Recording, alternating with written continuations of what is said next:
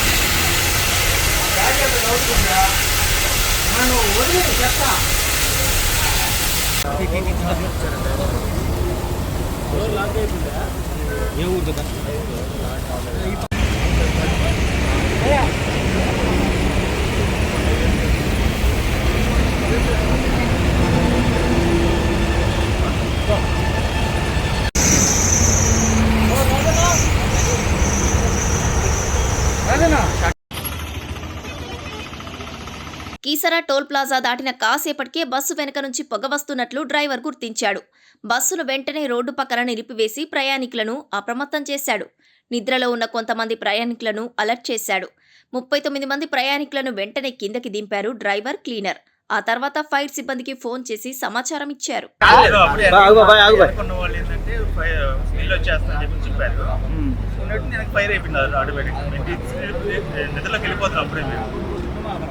అరుస్తున్నాం అనమాట, వంట వచ్చేస్తాం అని చెప్పి ప్రయాణికులందరూ కిందకి దిగిన కాసేపటికే మంటలు చెలరేగి బస్సు దగ్ధమైంది. ఎలాంటి ప్రాణనష్టం లేకపోవడంతో అందరూ ఊపిరి పీల్చుకున్నారు. మంటలు వ్యాపించకముందే ప్రయాణికులు తమ లగేజీని కూడా తీసుకున్నారు. ఫైర్ సిబ్బంది ఘటనా స్థలానికి చేరుకుని మంటలను అదుపులోకి తీసుకొచ్చారు. అగ్ని ప్రమాదానికి గల కారణాలు తెలియాల్సి ఉంది. వెనక నుంచి కేకలు వచ్చాయి, ఎవరో లేడీస్ వచ్చారు, పొగలు అమ్మ పొగలు అని. తర్వాత అందరూ పరిగెత్తారు, వెనక నుంచి వచ్చాయి. ఈ అగ్ని ప్రమాదంతో హైవేపై వాహనాల రాకపోకలకు కాసేపు అంతరాయం ఏర్పడింది. పోలీసులు సహాయక చర్యలు చేపట్టి ట్రాఫిక్ ను పునరుద్ధరించారు. అందరికీ నమస్కారం అండి. నేను కంచిచర్ల పోలీస్ స్టేషన్ ఈరోజు ఉదయం సుమారుగా 5:40 మాకు ఉదయం 6 గంటల టైంలో మాకు ఇన్ఫర్మేషన్ ఉంది. ఇక్కడ కీసర దాటిన తర్వాత టువర్డ్స్ హైదరాబాద్ విజయవాడ, కీసర దాటిన తర్వాత ఇన్వెంటా కంపెనీ దాటిన తర్వాత ఇలా బస్సులో ఫైర్ యాక్సిడెంట్ జరుగుతుంది మాకు ఇన్ఫర్మేషన్ రావడం, ఇమీడియట్గా మేము స్పాట్కి రావడం జరిగింది.